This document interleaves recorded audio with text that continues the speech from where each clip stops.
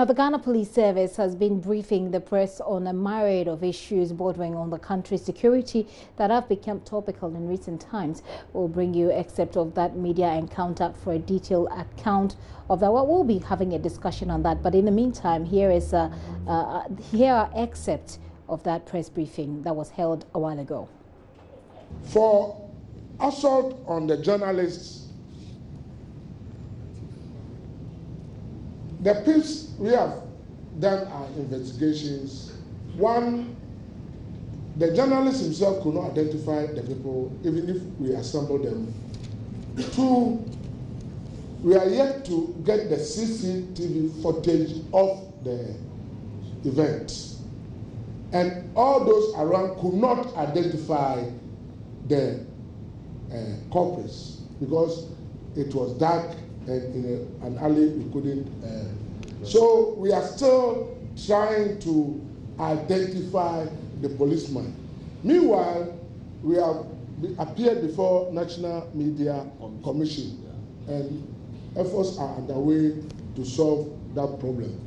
But the assurance is that if through our CCTV and other things we are able to identify the policemen, then the law will take its course. But agreeably, if the person assaulted cannot identify them, then it behoves us to use other means to identify the policemen, which we are earnestly doing. And the Tumu one is still under investigation because, you know, it happened not long ago. But let me say this. You don't attack a police station and expect that we treat you with, because look, if we can't protect ourselves, we cannot protect anybody. And going forward, let me sound a word of caution. Police are not going to sit down to be sitting ducks for any group of people to attack police and go scot-free. We are making that clear. No group of people henceforth will attack the police and go scot-free.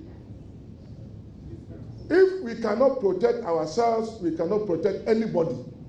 No matter the malfeasance or whatever police does, nobody, and I mean nobody, has a right to attack any policeman, and for that matter, police station. So any group of people who attempts to attack any police station henceforth will be met with the necessary fire that it deserves. Other cases were recorded in all the regions and in every single week over the period under review. Ashanti region topped the list, registering 29 cases, representing almost 23%. The highest number occurred in the month of April, that is 39, representing about 30%. And that is a graphical representation of it, to give you a clearer view. The next is narcotics. There was a total of 80 cases recorded over the period, out of which Accra and Ashanti regions topped the list, registering 19 cases each, representing almost 24% each. And that is a graphical representation of it.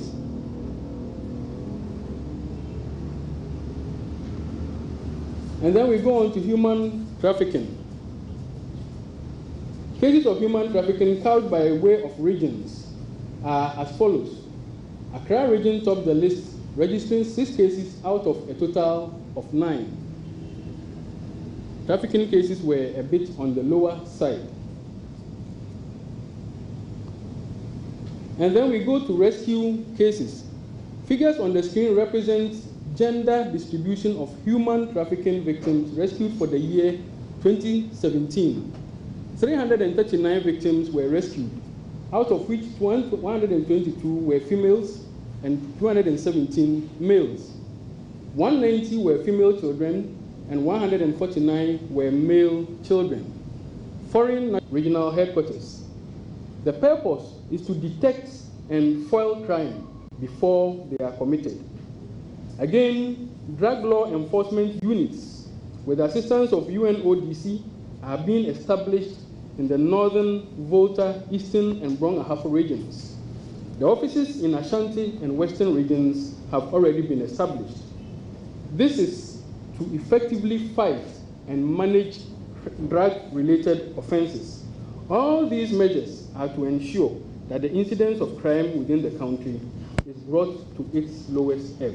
Thank you very much. That is not correct. They are only supposed to complement our efforts, and by the new innovation based on the 5 thematic areas of the Inspector General of Police, where community safety is very important, we had a collaboration with the YEA to recruit 15,000 CPAs to help us in their electoral areas. And every electoral area, we are supposed to have 6 of them who go on patrol with 2 or 1 regular police officer, depending on their strength.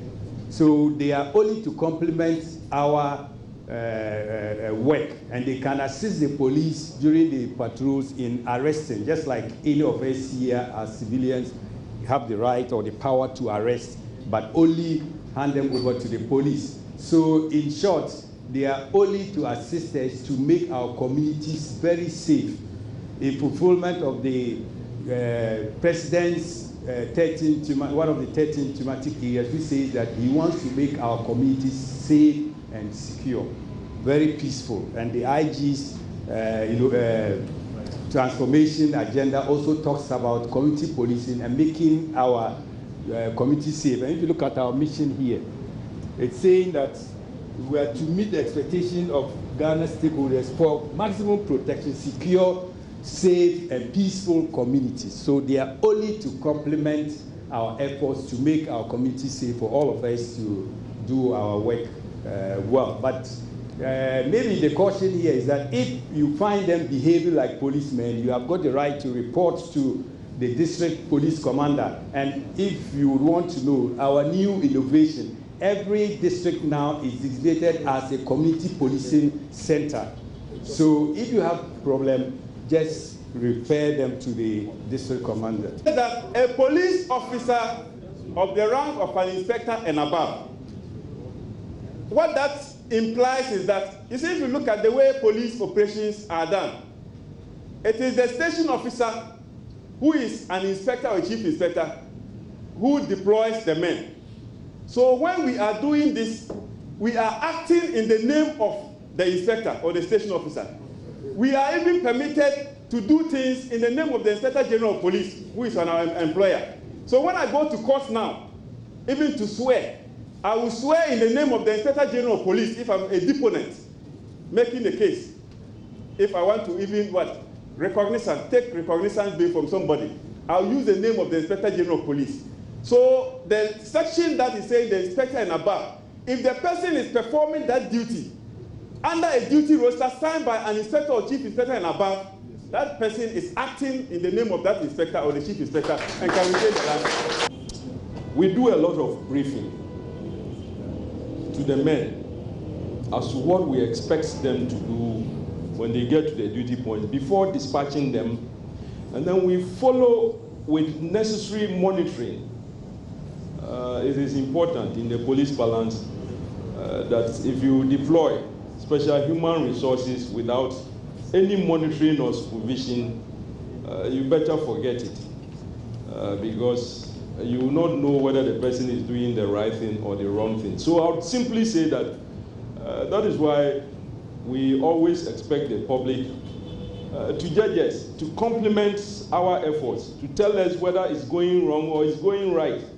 So I will thank my dear sister for bringing this information to us, and then we assure her that if the right things are not being done, specifically in that area, she must be assured that it will be corrected. The police there addressing the entire country on some security concerns that have been raised.